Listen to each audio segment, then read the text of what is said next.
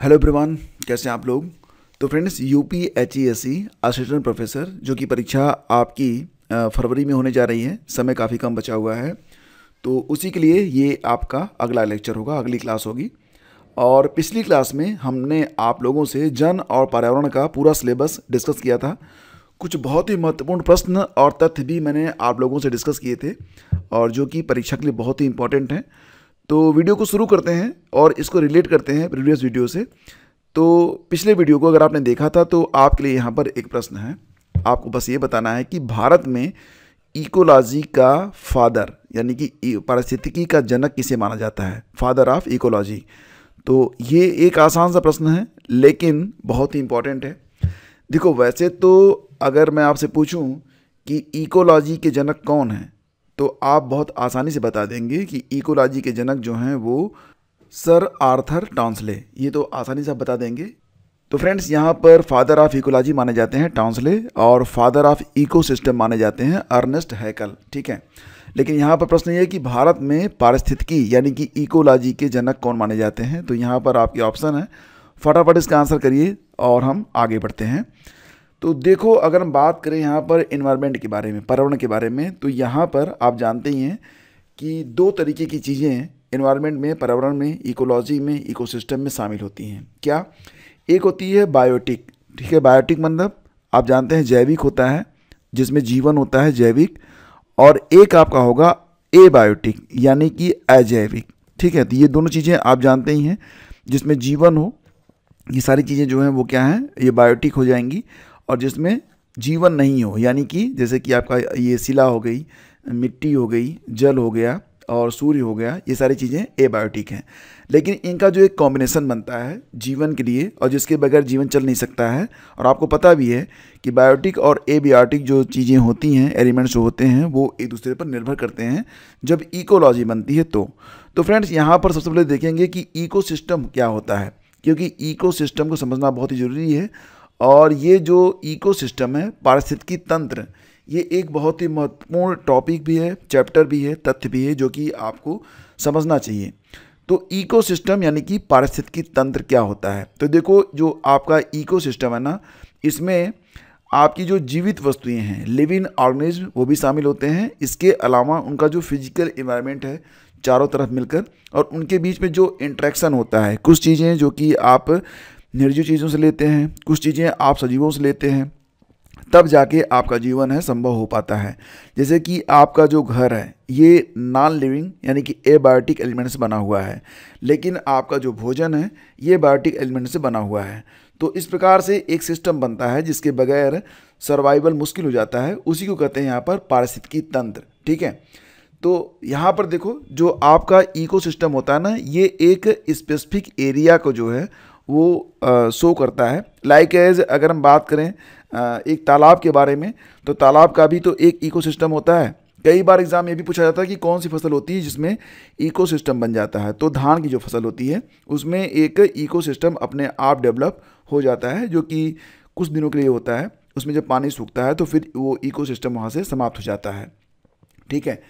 तो इकोसिस्टम दो प्रकार से हो सकते हैं, जैसे कि मैंने आप लोगों से बताया ना कि धान के खेत भी एक इकोसिस्टम को रिप्रेजेंट करते हैं। यानी कि ये आर्टिफिशियल हो सकते हैं, कृत्रिम हो सकते हैं, हैंडमेड हो सकते हैं, मैन मेड हो सकते हैं। एक होता है आपका नेचुरल, ठीक है। जैसे कि आपका जो सी है, समुद्र है, नदियाँ हैं, या फिर प्राकृतिक जो झीलें हैं, ये एक नेचुरल तरीके से आपका इकोसिस्टम बनाती हैं। जबकि धान का खेत हो गया, आपके द्वारा बनाई गई झीलें हो गई, या वो चीज़ें जो इंसान बनाता है ना, वो आर्टिफिशियल हैं, वो क्या है, कृत्रिम है। और ये दो प्रकार के हो सकते हैं, नेचुरल और आर्टिफिशियल होने के बाद ये लैंड बेस्ड हो सकते हैं, ज़मीन पर भी हो सकते हैं, साथ ही साथ पानी में भी हो सकते हैं, वाटर बेस्ड भी हो सकते हैं। तो उम्मीद करता हूँ कि अब आप इकोसिस्टम को अच्छे से समझ गए होंगे। अब यहाँ पर बात करते हैं इकोसिस्टम, ये जो शब्द है ये आया कहाँ से। तो देखो, मैंने आप लोगों से कहा था कि इकोसिस्टम जो शब्द है ये आर्थर टॉन्सले ने ये सब जो है डेवलप किया था। और इसका मतलब क्या होता है, देखो ये जो वर्ड है इको, ये कहाँ से आता है। इको एक ग्रीक भाषा का शब्द है, आइकोस, OIKOS, ऑइकोस, और इसका मतलब होता है होम प्लेस टू लाइव, मतलब होम माने देखो घर होता है ना, लेकिन गृह मतलब अपना घर होता है, तो वह जगह जहाँ पर हम जीवित रहते हैं, तो वहीं से ये सिस्टम, वहीं से ये शब्द आया है इकोसिस्टम का। ठीक है, देखो फ्रेंड्स, यहाँ पर जो किताबें हैं आपकी, उसमें कुछ चीज़ें आपको नहीं बताई गई हैं, कुछ चीज़ें मैंने रिसर्च करके, सर्च करके अदर बुक से और इंटरनेट से भी उठाया है। उसी में एक बहुत ही इम्पॉर्टेंट डे आपका होता है अर्थ ओवरशूट डे। हो सकता है एग्ज़ाम में आ जाए, और नहीं भी आ रहा है तब भी ये जानना आपके लिए बहुत ज़रूरी है कि अर्थ ओवरशूट डे क्या होता है। देखो, ये जो अर्थ ओवरशूट डे होता है, इसके बारे में आप ना बहुत ही ध्यान से समझो। देखो, पृथ्वी क्या है? पृथ्वी ही हमारे लिए जीवन का आधार है, हमारे लिए भोजन भी बनाती है, हमें आश्रय भी देती है, तमाम चीज़ें हैं। यानी कि धरती के बगैर तो हमारा जीवन संभव ही नहीं है। अगर धरती ना होती तो हम होते ही नहीं धरा पर। लेकिन इसका जो प्रोडक्शन है, इसका जो उत्पादन है, यानी कि पृथ्वी से ही एक तरीके से हम जन्म लेते हैं। कहा गया ना कि शरीर जो है मिट्टी का है, मिट्टी में मिल जाएगा। बिल्कुल सही बात है। तो एग्जैक्टली हम न जाने कहाँ से आते हैं, लेकिन जब तक इस धरा पर रहते हैं, धरती पर, यानी कि धरती के द्वारा जो चीज़ें उत्पन्न की जाती हैं, पैदा की जाती हैं, उसी पर हम सर्वाइव करते हैं, वही चीज़ें खाते हैं। चाहे आप मांसाहारी हों, चाहे आप शाकाहारी हों, लेकिन वो चीज़ें आती कहाँ से हैं? बिना धरा के तो चीज़ें संभव है ही नहीं। लेकिन इसकी जो उत्पादकता है वो एक लिमिट है, उसकी एक सीमा है। जैसे कि मान लेते हैं कि आपके पास एक खेत है, ठीक है, और इस खेत में कुल मिला के 10 कुंतल अनाज आप पैदा करते हैं, और ये अनाज 10 लोगों के लिए पर्याप्त होता है। ठीक है, ये मान लेते हैं कि 10 कुंतल आपने अपने खेत में पैदा किया और ये अनाज 10 लोगों के लिए पर्याप्त होता है। ठीक है, लेकिन अगर संख्या यहाँ पर 10 के बजाय 20 हो जाए तो क्या होगा? ये जो अनाज होगा ना, वो अपने समय का आधा चलेगा। यानी कि उत्पादकता तो वही है, लेकिन खाने वाले बढ़ गए, तो अब यहाँ पर क्या होगा? ये जो आपका अनाज है वो आधा चलेगा, और हमें क्या करना पड़ेगा? धरती के ऊपर कुछ और प्रयोग करने पड़ेंगे ताकि उत्पादकता को भी डबल किया जा सके। एक तरीके से फिर ये क्या होगा? धरती का अवशोषण होगा। जैसे कि आजकल हो रहा है ना, आप लोग मार्केट में जाते हैं और जो चिकन वगैरह लेकर आते हैं, तो उसमें आपने देखा कि पहले चिकन ये 5 से 7-8 महीने में बड़े होते थे, और अब 40 से 45 दिनों में, 50 दिनों में ही उनको हार्मोन देकर बड़ा कर दिया जाता है। तो जो चीज़ें मतलब नेचुरली डेवलप नहीं हो रही हैं, हार्मोन के द्वारा बढ़ाई जा रही हैं, वो निश्चित रूप से हमारे आपके लिए हानिकारक हैं। तो इसी प्रकार से धरती है, धरती का भी ना पूरे साल के लिए एक उत्पादन क्षमता है। एक निश्चित मात्रा में धरती उत्पादन कर सकती है, लेकिन होता ये कि हम उसको पूरे साल चलाते नहीं हैं। पूरा साल पूरा होने से पहले ही वो जो उसके द्वारा उत्पन्न चीज़ें हैं, जो हमारे लिए खाद्यान्न है, जो संसाधन है, उसे हम समाप्त कर देते हैं। यानी कि 365 दिनों के लिए जो खाद्यान्न उत्पन्न हो रहा है, जो संसाधन उत्पन्न हो रहे हैं, उनको हम उसके पहले ही समाप्त कर देते हैं। और अगर पहले ही समाप्त कर देते हैं तो इसका मतलब ये होता है कि बाकी दिनों में हम वहीं से तो ले रहे हैं। ये एक तरीके से ये पृथ्वी के साथ क्या है? ज्यादती है। ठीक है, तो अर्थ ओवरशूट डे वह दिन होता है जब हमने एक साल में प्रकृति के बजट से ज़्यादा संसाधनों का इस्तेमाल कर लिया होता है। ध्यान दीजिएगा कि साल 2024 में अर्थ ओवरशूट डे 1 अगस्त को मनाया गया था, और इस दिन के बाद, यानी कि समझ लीजिए कि पूरे साल का जो उत्पादन हुआ था वो 1 अगस्त को ही समाप्त हो गया था। अगस्त के बाद अब आप समझो 1 अगस्त को ही समाप्त हो गया था ना, तो बाकी जो अगस्त है, अगस्त, सितंबर, अक्टूबर, नवंबर, दिसंबर, मतलब कि लगभग हमने आधा दिनों में ही उसे समाप्त कर दिया। बिल्कुल यही कंडीशन बन रही है कि 10 लोगों के लिए यहाँ पर अनाज उत्पन्न हुआ था, 20 लोगों ने उसे आधे समय में ही खा लिया। तो बाकी समय में हमने क्या किया? हमने ज़बरदस्ती की है, और ज़बरदस्ती का मतलब होता है कि हमने प्रदूषण बढ़ाया, हमने हार्मोन दिया, हमने तमाम चीज़ें जो हैं वो पृथ्वी में डाली हैं, और एक तरीके से पृथ्वी का यहाँ पर हम लोग शोषण कर रहे हैं। ठीक है, ये जो अर्थ ओवरशूट डे का कंसेप्ट है, ये ग्लोबल फुटप्रिंट नेटवर्क के द्वारा दिया जाता है। ये एक संस्था है, और ये संस्था एक अध्ययन करती है, और इस संस्था ने ये बताया है कि अर्थ ओवरशूट डे ये जो है ना, पिछले 20 वर्षों में खिसक कर 2 महीने पहले आ चुका है। मतलब 20 वर्ष पहले ये जो था, ये 2 महीने बाद था। एग्जैक्टली हम यहाँ पर देखें तो अर्थ ओवरशूट डे की जो गणना है, ये 1986 से की जा रही है, 1986 से की जा रही है, और यह प्रत्येक वर्ष निकट आता जा रहा है। यानी कि जो यहाँ पर उपभोक्ता हैं उनकी संख्या बढ़ती जा रही है, और उत्पादकता तो बिल्कुल वही है, सेम है। अब खाने वाले बढ़ रहे हैं तो निश्चित रूप से, अब देखो 1993 में, 1993 में ये जो दिवस होता था वो 21 अक्टूबर को मनाया जाता था। 2003 में यह 22 सितंबर को आया, लगभग 1 महीने पहले आ गया। और वर्ष 2017 में यह दिन 2 अगस्त को आया था, 2017 में। हालांकि हमने अब इसमें थोड़ा सा इम्प्रूवमेंट भी किया है। अगर आप देखेंगे तो 2024 में यह दिवस फिर से जो है 1 अगस्त को मनाया गया। हालांकि इसके पहले 2023 में यह 2 अगस्त को मनाया गया था। तो पिछले कुछ दिनों से हम कह सकते हैं कि थोड़ा सा इम्प्रूवमेंट तो हुआ है, लेकिन बहुत ज़्यादा नहीं। अभी भी हमें बहुत ज़्यादा इम्प्रूवमेंट की आवश्यकता यहाँ पर है। और जब तक जो है जनसंख्या नियंत्रण नहीं होगा तब तक ये चीज़ें जो हैं कंट्रोल में नहीं आने वाली हैं। इसी के साथ फ्रेंड्स याद रखिएगा कि यूरोपीय संघ जैविक पुरस्कार, ये एक बहुत ही महत्वपूर्ण प्रश्न यहाँ से एग्जाम में बनता है। ध्यान दीजिएगा कि प्रतिवर्ष यूरोपीय संघ जैविक पुरस्कार कब प्रदान किया जाता है, तो 23 सितंबर को इसे प्रदान किया जाता है, जिसका आयोजन बेल्जियम की राजधानी ब्रुसेल्स में किया जाता है। और 2024 में इसका तीसरा संस्करण था, जो कि 23 सितंबर को दिया गया था। यूरोपीय संघ के जैविक पुरस्कारों में 7 अलग अलग श्रेणियों में 8 पुरस्कारों को शामिल किया गया है। इसमें एक श्रेणी जो कि बहुत इंपॉर्टेंट है, बस वही आपको बताऊंगा, बाकी चीज़ें पढ़ने के लिए आपको ज़रूरी नहीं है। इसमें देखो, सर्वश्रेष्ठ जैविक किसान महिला और सर्वश्रेष्ठ जैविक किसान पुरुष का जो है पुरस्कार प्रतिवर्ष प्रदान किया जाता है। तो आपने देखा होगा ना कि आजकल जो है ऑर्गेनिक खेती के बारे में बात की जाती है, तो वही चीज़ यहाँ पर आपको बताई जा रही है। तो देखो, ये जो पुरस्कार है किसको दिया गया है, आपको सबसे महत्वपूर्ण यहाँ पर ये याद रखना है कि यूरोपीय संघ जैविक पुरस्कार प्रतिवर्ष 23 सितंबर को होता है और आयोजन ब्रुसेल्स और बेल्जियम में दिया जाता है। बस इतनी बातें आप याद रखेंगे, ठीक है। अब यहाँ पर 2 नाम मैं आपको बता रहा हूँ कि सर्वश्रेष्ठ जैविक किसान महिला के अंतर्गत यह पुरस्कार ऑस्ट्रिया की एक महिला हैं, रेनहिल्ड फ्रेच एमेलमैन, इनको प्रदान किया गया है। जबकि जो पुरुष के अंतर्गत ये पुरस्कार प्रदान किया गया है, ये जर्मनी के एक किसान हैं, बेनी स्टाफ, इनको प्रदान किया गया है, ठीक है। ये नाम याद रखिएगा। आगे बढ़ते हैं। देखो, एक प्रश्न एग्जाम में अक्सर पूछ लिया जाता है और ये बहुत इंपॉर्टेंट भी है, ध्यान देना। वर्ल्ड एनवायरनमेंट डे, जिसके बारे में पिछले वीडियो में भी हमने जिक्र किया था। विश्व पर्यावरण दिवस प्रतिवर्ष कब मनाया जाता है, आपको पता ही है कि प्रतिवर्ष 5 जून को होता है। अक्सर इसकी थीम या दिवस आपसे पूछा जाता है। ध्यान दीजिएगा कि संयुक्त राष्ट्र महासभा ने 5 जून को विश्व पर्यावरण दिवस के रूप में घोषित किया था, जो मानव पर्यावरण पर स्टॉकहोम सम्मेलन का पहला दिन था। देखो, बात यहाँ पर क्या हो रही है, स्टॉकहोम सम्मेलन के बारे में बात हो रही है। और मैंने आप लोगों से कहा था ना कि स्टॉकहोम सम्मेलन ये एक बहुत ही इंपॉर्टेंट सम्मेलन था। तो एग्जैक्टली ये आयोजित कब किया गया था, आगे मैं आपको बता रहा हूँ कहाँ पर हुआ था, किस लिए हुआ था। लेकिन पहले आप ये समझिए कि स्टॉकहोम सम्मेलन जो हुआ था, तो उसी के परिणाम स्वरूप UNEP, united nation environmental programme नामक जो संस्था थी, ये अस्तित्व में आई थी। और इसका जो हेडक्वार्टर है कहाँ पर है, तो नैरोबी में है। नैरोबी कहाँ पर है, तो नैरोबी पड़ेगा आपका केन्या में, ठीक है, ये ध्यान देना। अब यहाँ पर देखो बात क्या हो रही है, विश्व पर्यावरण दिवस के बारे में बात हो रही है। तो आगे मैं आपको बताऊंगा स्टॉकहोम सम्मेलन के बारे में, लेकिन पहले आप ये समझिए कि वर्ल्ड एनवायरनमेंट डे की थीम क्या है, क्योंकि ये एक बहुत महत्वपूर्ण चैप्टर है और एक महत्वपूर्ण टॉपिक भी है। तो देखो, 2024 में जो विश्व पर्यावरण दिवस मनाया गया, उसकी थीम क्या है, भूमि बहाली, मरुस्थलीकरण और सूखे के प्रति लचीलापन।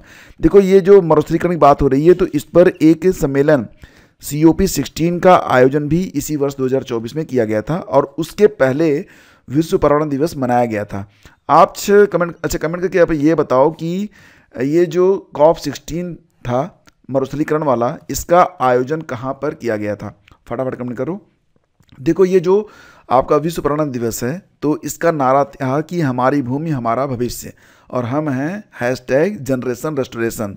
यह विषय भूमि क्षरण, मरुस्थलीकरण और सूखे से जूझ रहे राष्ट्र के लिए भूमि बहाली, मरुस्थलीकरण और सूखे के लचीलेपन पर केंद्रित रहा था, ठीक है। इसके बाद देखो, ये प्रश्न आ गया है, मानव पर्यावरण पर स्टॉकहोम सम्मेलन कब आयोजित किया गया। मोस्ट इंपॉर्टेंट क्वेश्चन आपका हो सकता है EVS पर। और इसका जो आयोजन था फ्रेंड्स, ये किया गया था कब।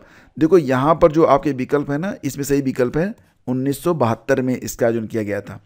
5 से 16 जून 1972 कहाँ पर किया गया था, तो स्वीडन के स्टॉकहोम में। स्टॉकहोम कहाँ पर पड़ता है, स्वीडन में पड़ता है। और यह पर्यावरण को लेकर पहला अंतर्राष्ट्रीय सम्मेलन था। इस सम्मेलन के बाद पर्यावरण को एक अहम वैश्विक मुद्दा माना जाने लगा था। अच्छा, एक किताब आई थी जो कि बहुत ही इंपॉर्टेंट है, साइलेंट स्प्रिंग। इस किताब के लेखक कौन है, साइलेंट स्प्रिंग। ये जो किताब आई थी 1962 में आई थी और इसकी लेखिका एक महिला थी और इस किताब ने पूरी दुनिया में तहलका मचा दिया था और पर्यावरण को एक तरीके से सबके दिमाग में ला के खड़ा कर दिया था। उसी के बाद ये सारे सम्मेलन होने स्टार्ट हुए थे। ठीक है, देखो अब हम बात करेंगे कुछ अंतर्राष्ट्रीय पर्यावरण संरक्षण संधियों के बारे में जो कि एग्जाम में अक्सर पूछी जाती हैं, जैसे कि लिमिटेड टेस्ट बैन ट्रीटी, इसको कहते हैं LTBT। LTBT के बारे में बात करते हैं तो देखो ये जो LTBT हुई थी कब हुई थी? 1963 में हुई थी। 5 अगस्त 1963 को अमेरिका, सोवियत संघ और ब्रिटेन द्वारा मॉस्को में हस्ताक्षर किए गए इस संधि के द्वारा वायुमंडल, बाहरी अंतरिक्ष तथा जल के अंदर परमाणु परीक्षणों को प्रतिबंधित कर दिया गया था। तो देखो परमाणु परीक्षणों को प्रतिबंधित करने के लिए ना 2 महत्वपूर्ण संधियां हुई हैं। एक आपका ये हो गया LTBT जो कि 1963 में हुआ था, 1963 में हुआ था। एक संधि और हुई थी CTBT। CTBT कब हुई थी? तो ये था आपका कॉम्प्रिहेंसिव टेस्ट बैन ट्रीटी। ये जो CTBT था ये 1996 में अस्तित्व में आया था। तो आणविक अम्लों के परीक्षणों को प्रतिबंधित करने के लिए व्यापक परमाणु परीक्षण प्रतिबंध संधि यानी कि CTBT बनाई गई और इस संधि को कॉम्प्रिहेंसिव टेस्ट बैन ट्रीटी भी कहा जाता है। यह संधि कब हुई थी? 24 सितंबर 1996 को। और इस संधि पर अब तक 187 देशों ने हस्ताक्षर किए हैं, जिसमें इंडिया और पाकिस्तान ने हस्ताक्षर नहीं किए हैं। ठीक है, ये ध्यान रखना। बात करते हैं कुछ अंतर्राष्ट्रीय पर्यावरण संरक्षण संधियों के बारे में। तो इसमें एक संधि है जो कि हुई थी 1972 में, समुद्री प्रदूषण नियंत्रण संधि। ठीक है, ये कब हुई थी? 1972 में हुई थी। यानी कि इसके अंतर्गत समुद्र में जो प्रदूषण फैल रहा है उसको कंट्रोल करने की बात यहाँ पर की गई थी। वायु अंतरिक्ष संधि ये हुई थी 1967 में ही। ध्यान देना कि अंतरिक्ष भी बहुत अधिक प्रदूषित हो रहा है। आपने देखा कि अंतरिक्ष में जो भी रॉकेट वगैरह भेजे जाते हैं तो वो जब उनका जब जीवन समाप्त हो जाता है तो वो अंतरिक्ष में कचरे के रूप में घूमते रहते हैं और फिर क्या होता है, कभी कभी किसी ग्रह उपग्रह से वो टकरा भी जाते हैं तो काफ़ी क्षति भी उठानी पड़ सकती है। तो वायु अंतरिक्ष संधि 1967। नेक्स्ट है आपका जलपोतों तथा हवाई जहाज़ों द्वारा सामुद्रिक प्रदूषण नियंत्रण अधिनियम 1973 में। अंतर्राष्ट्रीय संकटग्रस्त जंगली पेड़ पौधों के अंतर्राष्ट्रीय व्यापार संबंधी अधिनियम आया था 1973 में ही। और साथ ही साथ हम बात करेंगे यहाँ पर विश्व की सांस्कृतिक एवं प्राकृतिक विरासत संरक्षण अधिनियम, ये भी अस्तित्व में आया था 1972। तो एक तरीके से देखा जाए तो आपका जो रामसर सम्मेलन हुआ था जिसके बाद आप वर्ल्ड वेटलैंड डे मनाते हैं प्रतिवर्ष 2 फरवरी को, तो ये सारी चीज़ें ना 1971-72 में ही अस्तित्व में आई थी। उसके पहले एक किताब आई थी, मैंने आपको बताया था साइलेंट स्प्रिंग। उसको पढ़ने के बाद ही एक तरीके से पूरी दुनिया में पर्यावरण को लेकर जागरूकता जो थी वो काफ़ी मतलब एक्टिव हो गए लोग। उसके पहले जानते तो थे कि नुकसान हो रहा है लेकिन उतने एक्टिव नहीं थे। एक और है अंतर्राष्ट्रीय महत्व की नम भूमि और विशेषतः जलप्रिय पक्षियों के वास अधिनियम जो कि आया था अस्तित्व में 1971 में। देखो वेडर बर्ड्स क्या होते हैं, ये बिल्कुल लेटेस्ट क्वेश्चन होगा एग्जाम के लिए और ये करंट में भी आ सकता है और आपके जन पर्यावरण वाले टॉपिक में भी आ सकता है। तो देखो वेडर बर्ड्स वे बर्ड होते हैं जिनकी चोंच लंबी होती है, पैर लंबे होते हैं और ये पानी में आसानी से रह सकते हैं। इनकी गर्दन भी लंबी होती है, इन्हें कहते हैं वेडर बर्ड्स। ठीक है, तो वेडर बर्ड्स की गणना शुरू करने वाला भारत का पहला राज्य कौन बना है? ये हाल ही में एक प्रश्न है और डेफिनेटली एग्जाम में आ सकता है। तो ध्यान देना कि जल पक्षी गणना शुरू करने वाला भारत का जो पहला राज्य बना है ये कौन बना है? तो गुजरात बना है। विकल्प सी आपका यहाँ पर करेक्ट है। तो भारत की पहली तटीय और जल पक्षी यानी कि वेडर बर्ड जनगणना 3 से 5 जनवरी 2025 तक गुजरात के जामनगर में स्थित राष्ट्रीय समुद्री उद्यान और समुद्री अभयारण्य में आयोजित की जाएगी। हालांकि आयोजित हो चुकी है, ये थोड़ा सा तथ्य यहाँ पर पुराना हो गया है। तो 3 दिवसीय जनगणना कौन कौन लोगों ने किया था इस गणना को? गुजरात सरकार के वन विभाग और एक गैर सरकारी संगठन है, NGO है, बर्ड कंजर्वेशन सोसाइटी गुजरात के द्वारा ये गणना जो है वो की गई है। तो भारत की यह पहली जल पक्षी गणना है, तो इम्पॉर्टेंट है और एग्जाम में आएगा पक्का, क्योंकि बायोलॉजी और एनवायरनमेंट से संबंधित जो प्रश्न होते हैं वो अक्सर एग्जाम में रख दिए जाते हैं। ठीक है, अब हम बात करते हैं प्रदूषक और प्रदूषण के बारे में। प्रदूषण क्या होता है और प्रदूषक क्या होता है बताने की आवश्यकता नहीं है, शब्दों से यह स्पष्ट हो जाता है कि जो चीज़ें प्रदूषण फैलाती हैं वो हैं प्रदूषक। अब प्रदूषण पॉल्यूशन की डेफिनेशन मैं आपको नहीं देने वाला। हाँ, इतना जरूर बताऊंगा कि ओडम ने प्रदूषकों को 2 वर्गों में बांटा है। एक है नॉन डिग्रेडेबल पॉल्यूटेंट्स, दूसरा है बायोडिग्रेडेबल पॉल्यूटेंट्स। अब देखो यहाँ पर पहला तो ये आपका हो गया कि नॉन डिग्रेडेबल यानी कि ऐसे प्रदूषक जो कि जैविक अपघटनीय नहीं है, उन्हें बैक्टीरिया तोड़ नहीं पाते हैं, वो मूल रूप में ही बने रहते हैं। इसमें सबसे खतरनाक है आपका जो प्लास्टिक प्रदूषण हो गया, इसके अलावा जो न्यूक्लियर हो गया, न्यूक्लियर भी ये काफ़ी खतरनाक होता है, और भी कई सारी चीज़ें जैसे कि कीटनाशक वगैरह हो गए, तो ये होते हैं नॉन डिग्रेडेबल। दूसरा होता है बायोडिग्रेडेबल, मल मूत्र वगैरह है, और भी चीज़ें जो कि आसानी से सड़ जाती हैं, सड़ के फिर मिट्टी बन जाती हैं। तो मतलब इसमें सबसे खतरनाक आपका नॉन डिग्रेडेबल वाला ही रहेगा, ठीक है। अब यहाँ पर जो आपका प्रदूषण है उसके कितने प्रकार हैं? Air pollution, water pollution, soil pollution यानी कि मृदा प्रदूषण, नॉइज पोल्यूशन यानी कि शोर प्रदूषण, मारीन प्रदूषण यानी कि समुद्र प्रदूषण, थर्मल तापीय प्रदूषण और न्यूक्लियर प्रदूषण। ये आपके प्रदूषण के बहुत सारे कारक हैं और प्रकार भी हैं। ये आपके पोल्यूशन के बहुत सारे टाइप्स हैं। खैर इनके बारे में बहुत डिटेल में हम नहीं पढ़ेंगे, हाँ इन पर जो महत्वपूर्ण बिंदु हैं वो आगे हम MCQs के माध्यम से डिस्कस करेंगे। लेकिन ये चीज़ें आपके सिलेबस में हैं तो आपको पता होनी चाहिए, और आसान सी चीज़ें हैं। जैसे कि आपका जो एयर पोल्यूशन है, अगर इसमें देखेंगे तो एक मानव जनित होता है, एक मानव जनित है और एक प्राकृतिक होता है। प्राकृतिक में भी एयर पोल्यूशन आता है, जैसे कि जब कहीं पर कोई ज्वालामुखी फट जाता है तो क्या होता है, एयर पोल्यूशन होता है ना। और मानव तो भैया फैला ही रहा है, ठीक है। बाकी सभी में मानव जनित और प्राकृतिक दो प्रकार के यहाँ पर कारक मौजूद हैं, ठीक है। तो अगला जो चैप्टर होगा वो जैव विविधता पर होगा। यहाँ पर टॉपिक मैं छोटे रख रहा हूँ क्योंकि बहुत लंबे टॉपिक देख कर ना कुछ लोग इग्नोर करते हैं, लेकिन मुझे पता है कि रेगुलर अगर हम इतना भी पढ़ेंगे तो आसानी से जो ये पूरा आपका GS है उसको कवर कर लेंगे।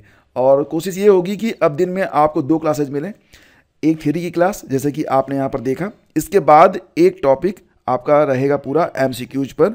तो 2 क्लासेज आपको पर डे यहाँ पर मिलती रहेंगी, ठीक है। पहली बार हैं तो सब्सक्राइब कर लीजिएगा। और हाँ, अगर बात यहाँ पर हो रही है जैव विविधता के बारे में, तो अगला जो वीडियो आएगा वो इसी टॉपिक पर रहेगा, लेकिन एक प्रश्न का उत्तर आप लोग देते चलिए। शुरुआत अगले वीडियो की इसी प्रश्न से करेंगे। आपको ये बताना है कि जैव विविधता दिवस प्रतिवर्ष कब मनाया जाता है। इसका जो सबसे बेहतर आंसर लिखेगा ना, उसके आंसर को मैं अगले वीडियो की शुरुआत में लगा दूंगा, ठीक है। जैव विविधता दिवस प्रतिवर्ष कब मनाया जाता है। तो जैव विविधता के बारे में जो कुछ भी आप जानते हैं डिटेल में लिखिएगा, अच्छे से लिखिएगा।